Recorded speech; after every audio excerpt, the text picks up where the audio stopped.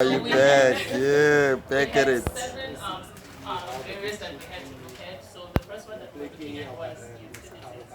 The solutions that we came up with that was the first one is you look around the area that you are in to find um, um, the utilities that government provides. For example, like the government does provide a lot of business centers whereby you don't have to pay rent and stuff like that.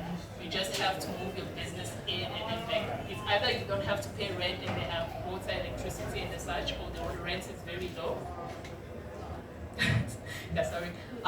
Or the rent is very low. So like we always suggest that when you're wanting to find to find a place whereby the rent is not so expensive, you should just try to look around your area to see if such places are provided. And the second one is to make non-financial support easily obtainable.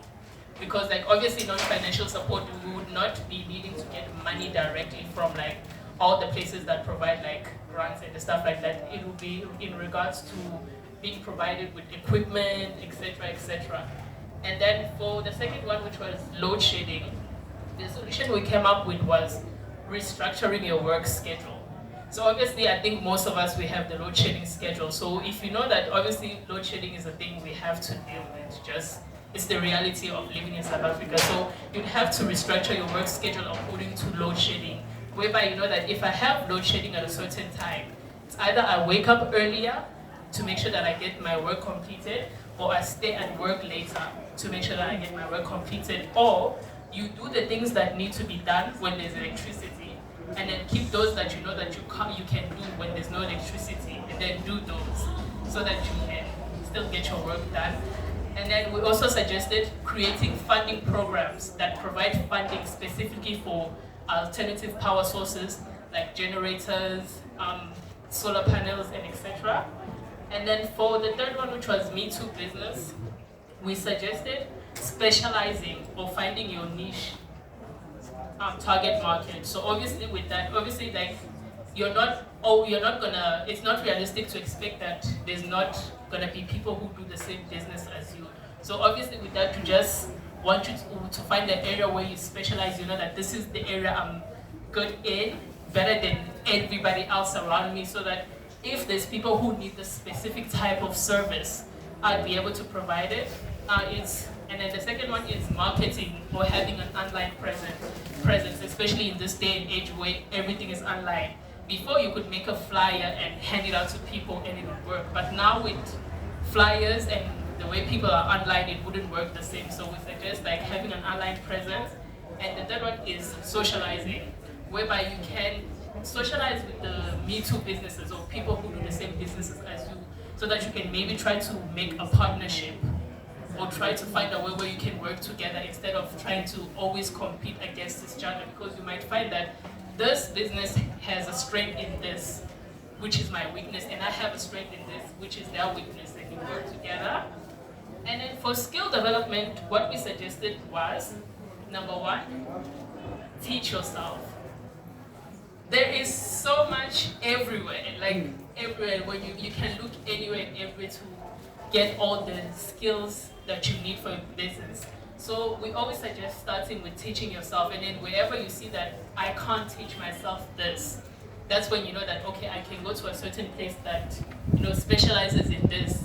And that's very good also, because that in that case you already know what you're liking, so you wouldn't just go there and be like, I don't know anything, I need to be taught everything. You go there with a specific plan or a mindset about what you want to do. And again, the same thing, socializing, whereby go and learn from people who are doing the same businesses that you are, and try to get skills.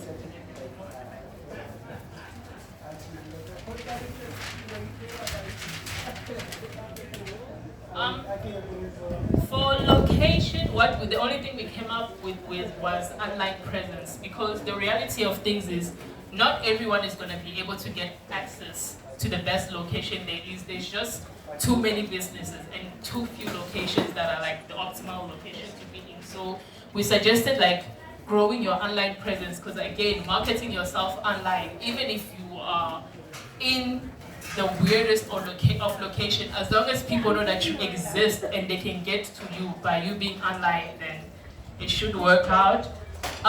For competency, we suggested that because of how things usually go, there should be stricter rules when it comes to business, or stricter business etiquette. Because like competency is more of a personal issue. It all depends on the person or the business person that you're dealing with.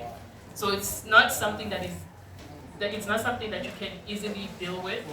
And then for survivalist business, which was our last one, this one we had fun with it because our group as a Competence. collective we agreed that survivalist business is not a bad thing because people do need to survive. But like the problem is, how do you carry on that business after you've reached a point whereby you can survive? Which is why we come up with the idea of saying provide programs that teach basic skills. Because like one of the things that people who start survivalist businesses like is having basic skills. Like for example, one of the things that we mentioned is pricing, knowing how to price your whatever services or good that you're providing. Obviously, as a survivalist business, you might start just pricing however you want, right? Like your price moves up and down depending on customers. You might start at a very low price because you want to get customers, and then you find that you're not making any profit, and then you make your price higher, and then you don't get customer anymore because you don't know how to calculate the correct pricing. So hence we suggested like teaching skills like that would be very helpful. And that's all. Thank you.